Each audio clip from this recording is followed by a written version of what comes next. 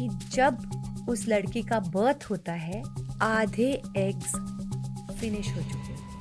उनको definite number of eggs allot हो चुका है। यस, ये एपिसोड आज का इसलिए ज़रूरी है और हर लड़की के लिए ज़रूरी है कि एटलीस्ट हर लड़की को ये जानने का हक है कि हर मेंस्ट्रुअल साइकिल में ऐसा नहीं है कि वो 1 या 2 एग्स लूज कर रही है, मल्टीपल एग्स रिक्रूट हो जाते हैं। जैसे जैसे एज बढ़ती जाती है एग क्वालिटी खराब होती जाती है, the DNA becomes not so good. क्या कोई टेस्ट हैं जिससे हम पिन पॉइंट कर सकें कि ये लोग हैं जिनको एग फ्रीजिंग मैंडेटरी है? एंडोमेट्रियोसिस हो गया या पीसीओएस हो गया, जहाँ पे हार्मोन्स एबनॉर्मल रहते हैं, तो वहाँ पे अगर वो एग फ्रीजिंग का टाइमली प्लान करें तो अच्छा है। तो एक लेडी को अगर फ्रीज कराना है तो कितने एग्स फ्रीज करवाने चाहिए?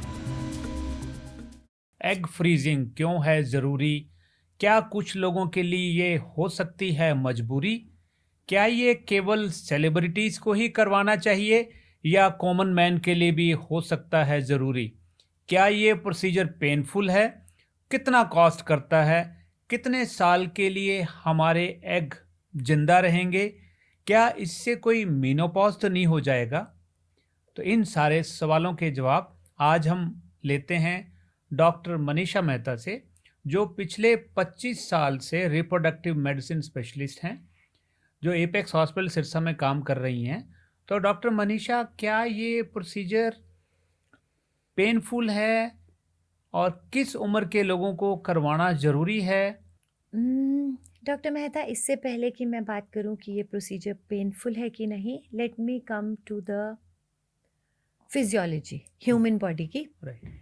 कि आज ये बात जानना हर लड़की के लिए ज़रूरी है कि जब वो अपनी मदर के पेट में होती है तो उसकी दोनों ओवरीज 18 to 20 वीक्स में डेवलप हो जाती हैं, जिसमें जितने एग्स उसकी लाइफ टाइम में उसके पास होने हैं वो डेवलप हो जाते हैं। Approximately 3 to 4 million eggs each ovary में, लगभग 7 से 8 मिलियन एग्स टोटल एक लड़की के पास होते हैं जब वो अपनी मदर के पेट में होती है। ओह, आई सी। इम्पॉर्टेंट बात ये है कि जब उस लड़की का बर्थ होता है आधे एग्स फिनिश हो चुके होते हैं। तो उनकी ओवरीज डेवलप हो चुकी होती हैं, उनमें उनको definite number of eggs allot हो चुका है यस, कुदरत आप की कुछ तरफ ऐसा से। ही सोच सकते हो कि जैसे उनको कुछ चीज़ें हैं जो अलॉट हो गई। राइट। अब इम्पॉर्टेंट बात ये है कि जब तक एक लड़की मेंसेस चालू करती है उसके एग्स और कम हो गए होते हैं।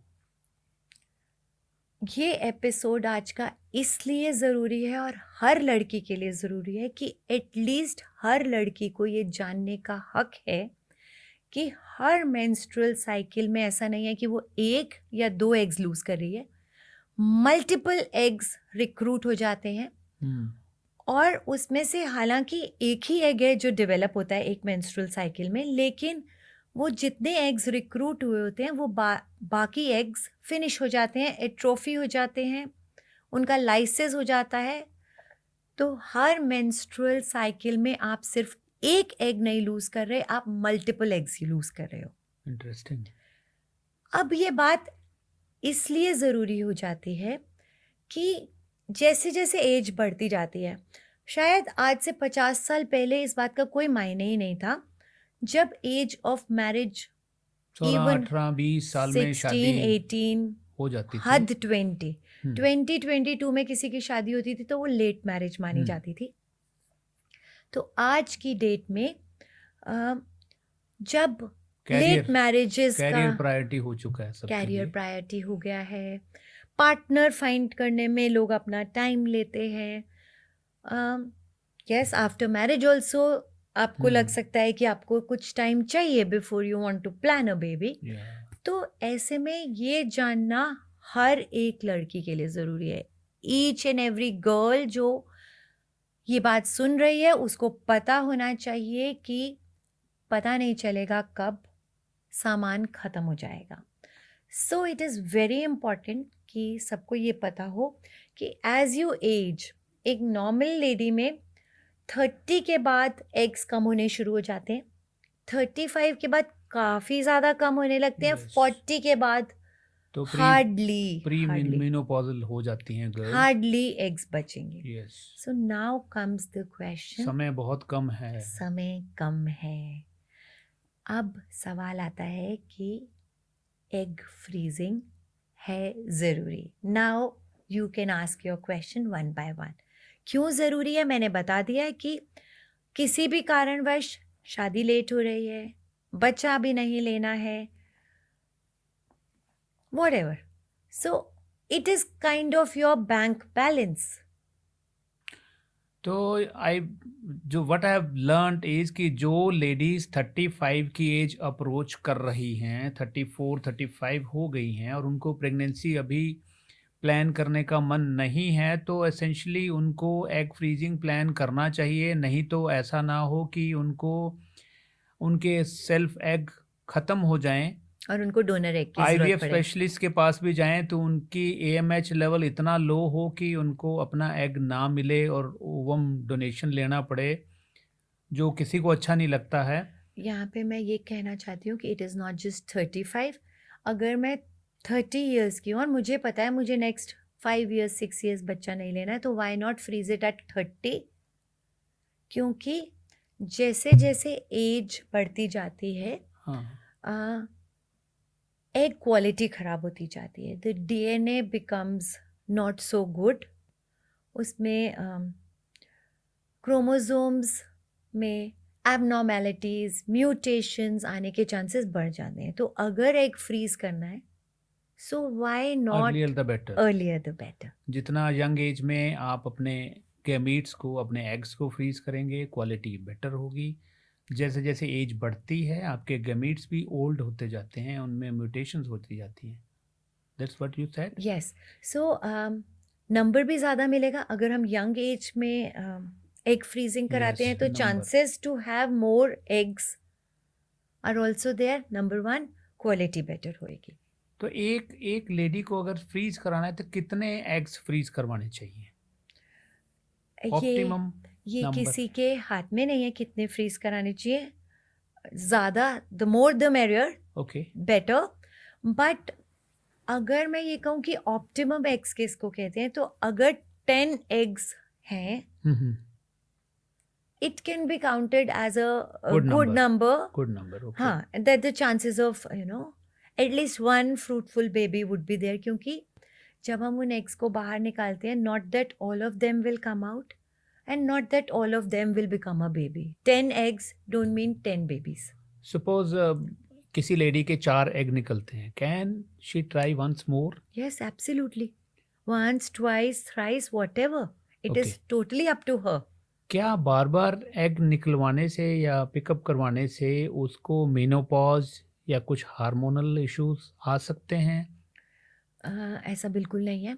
हमें ये समझना होगा कि जब भी हम एग्स फ्रीजिंग की बात कर रहे हैं, we are talking about IVF। Okay, इसमें हमें डे 2 ऑफ मेंस्ट्रुअल साइकिल से 12-13 डेज इंजेक्शंस लगाने पड़ते हैं। नॉर्मली, जैसे मैंने पहले भी बताया कि हर साइकिल में एक पर्टिकुलर कोहॉर्ट ऑफ एग्स हैं जो रिक्रूट हो जाते हैं, जो सिलेक्ट हो जाते हैं उस पर्टिकुलर साइकिल के लिए। लेकिन अंडर नॉर्मल सर्कमस्टांसेस सिर्फ एक ही एग होता है जो डेवलप होता है, बाकी सारे एग्स अट्रोफी हो जाते हैं या रिग्रेस हो जाते हैं। डॉक्टर साहब बहुत दफ़ा किसी को ट्विन प्रेगनेंसी भी हो जाती है, ट्रिपल भी हो जाते हैं नॉर्मल प्रेगनेंसीज में। दैट मीन्स 2 एग रिलीज हुए या 3 हुए? इसके मल्टीपल रीजंस भी रहते पॉसिबल हैं। है। कभी कभी 2 एग्स और 2 स्पर्म्स भी हो सकते हैं, कभी कभी 1 एग 1 स्पर्म, बट इम्प्लांटेशन के टाइम पे वो ब्रेक कर सकता है। So that's a absolutely different situation. So मैं ये बात कर रही थी कि हर पर्टिकुलर साइकिल में कुछ एग्स हैं जो सिलेक्ट हो जाते हैं। अंडर नॉर्मल सर्कमस्टांसेस एक उसमें से आगे बढ़ेगा, बाकी सब रिग्रेस हो जाएंगे, ख़त्म हो जाएंगे। लेकिन जब हम IVF प्लान करते हैं या आर्टिफिशियल स्टिमुलेशन करते हैं बाय इंजेक्टेबल्स, तो हमारी कोशिश ये रहती है कि जितने सिलेक्ट हुए हैं हम उन सबको ही मैच्योरिटी तक ले जा सकें ताकि we can take them out. So now your question was कि क्या पिकअप कराने के बाद उसके एग्स ख़त्म हो जाएंगे? नहीं, हम हर आईवीएफ साइकिल में सिर्फ वही एग्स निकाल रहे हैं जो उस पर्टिकुलर साइकिल के लिए सिलेक्ट हुए थे। ना तो हम उसके एग्स ख़त्म कर सकते हैं, और अगर हम वो नहीं निकालते तो भी एज इट इज़ वो डिस्ट्रॉय होने थे, वो ख़त्म ही होने थे। नहीं, मेरा सवाल ये भी था कि क्या अर्ली मेनोपॉज तो नहीं हो जाएगा? नो, क्योंकि वो जो भी फॉलिकल्स थे वो उसी हमने साइकिल के लिए वो थे। उस साइकिल के लिए थे और वो फिनिश होने थे अगर हम उनको नहीं भी निकालते। ओके। तो मीनोपॉज का इससे कोई रिलेशन नहीं कोई है। उसकी सेक्स लाइफ या मेनोपॉज का कोई रिस्क नहीं है, सेक्स लाइफ पे कोई डिफरेंस नहीं पड़ेगा। आईवीएफ या एग पिकअप से कुछ भी हार्म नहीं होता। ओके। हमें एक बहुत पतली सी नीडल यूज़ करनी होती है वजाइना के थ्रू, जिसके अंदर हम फॉलिकुलर फ्लूइड, पानी की तरह फ्लूइड होता है, वो निकालते हैं। और जो एग है वो इतनी माइक्रोस्कोपिक चीज़ है, वो एक पतली सी नीडल से बाहर आ जाता है, तो it's not a painful procedure. बहुत सारी लड़कियां एग पिकअप करा के नेक्स्ट डे अपना रूटीन लाइफ, जॉब, सब कुछ कर सकती हैं। क्या इसके लिए कुछ एनेस्थीसिया दिया जाता है हाँ, या? माइल्ड एनेस्थीसिया दिया जाता है। पेनफुल नहीं है ये प्रोसीजर। जैसे कि कोई एक नीडल लगती है तो कितना पेन होता है, बस उतना ही पेनफुल, क्योंकि वो भी उसको पेशेंट को नहीं पता चलता बिकॉज वो सिडेटेड होती है। अगर किसी लेडी ने पिकअप करवाया हुआ है, एग फ्रीजिंग करवाया हुआ है, क्या वो मैरिज के बाद नॉर्मल प्रेगनेंसी ट्राई कर सकती हैं? एब्सोल्युटली कर सकती है, एब्सोल्युटली कर सकती है। इनफैक्ट एग पिकअप के बाद बहुत सारे लोगों में चांसेस ऑफ कंसेप्शन बढ़ जाता है। फॉर एग्जांपल पीसीओएस में, जहाँ पे फॉलिकल्स बहुत ज़्यादा होते हैं, तो लोड कम होने के बाद okay. They become more fertile. So normal pregnancy आ सकती है। हमें ये समझना होगा कि हम एग फ्रीजिंग उस कंडीशन के लिए कर रहे हैं जहाँ पे नेचुरल प्रेगनेंसी अगर ना हो तो। जब मतलब we are just planning for the future doesn't mean कि उसको आईवीएफ की ही ज़रूरत है। तो सो नेचुरल प्रेगनेंसी तो बहुत बार हो जाती है। तो इस बात से मुझे ये समझ आया कि जो रेगुलर सैलरी है, जो रेगुलर आपके ओवुलेशन है, वो तो हो ही रहा है। जो एग फ्रीजिंग है, it's like an FD. Okay. वो आपने एफडी 10 साल के लिए, 20 साल के लिए करवा के रख दिया। अगर ज़रूरत है तो उसको यूज़ कर लो, नहीं है तो उसको फिर आप अपने हिसाब से कैसे भी यूटिलाइज कर सकते हो। तो अब डॉक्टर साहब, सवाल ये है कि क्या कोई टेस्ट हैं जिससे हम पिन पॉइंट कर सकें कि ये लोग हैं जिनको एग फ्रीजिंग मैंडेटरी है, ये लोग थोड़ा वेट कर सकते हैं? दो चीज़ें हैं। एक ये कि किन किन लोगों को ज़्यादा जल्दी सोचना चाहिए।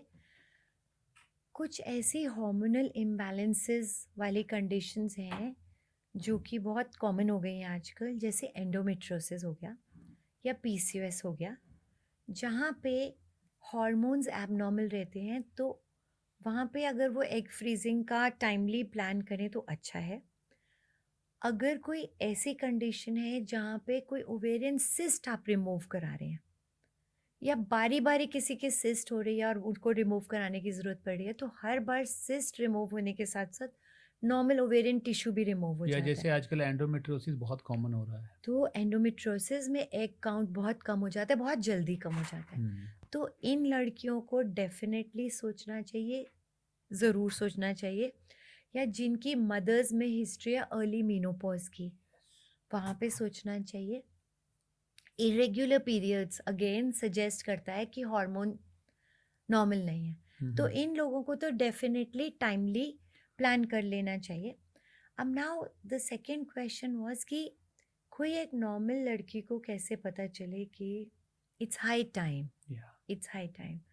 So there are two tests. One is serum AMH levels. AMH ये एक ऐसा हार्मोन है जिससे पता चलता है कि आपके पास ओवरीज में स्टॉक कितना है। नॉर्मली जो भी आप ये टेस्ट कराएंगे तो साइड पे एक रेंज लिखी होती है, जिससे आपको आइडिया लग जाएगा कि आप you are still in the range या ऑन द लोअर साइड हो या रेंज से बाहर आ गए हो। Number one. यूजुअली जो हमारे यहाँ पे फिगर्स आती हैं तो we consider 2 to 4 age normal. Okay so कोई भी जना जिसका अराउंड 1.5 हो रहा है या 1 हो रहा है, इट्स हाई टाइम कि आप जागे. ये ब्लड का टेस्ट है. ये एक ब्लड का टेस्ट है, सीरम AMH. एक और टेस्ट है serum FSH. FSH is follicular stimulating hormone.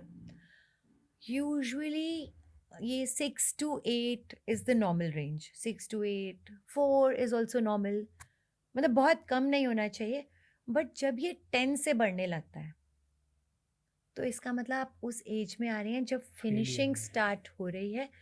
15 के बियॉन्ड यूजुअली एग्स नहीं मिलते. बट इम्पॉर्टेंट है कि ये वाला टेस्ट पीरियड के डे 2 या डे 3 पे ही होना चाहिए. सीरम FSH एक ऐसा हार्मोन है जो पीरियड्स के हिसाब से ऊपर नीचे जाता है.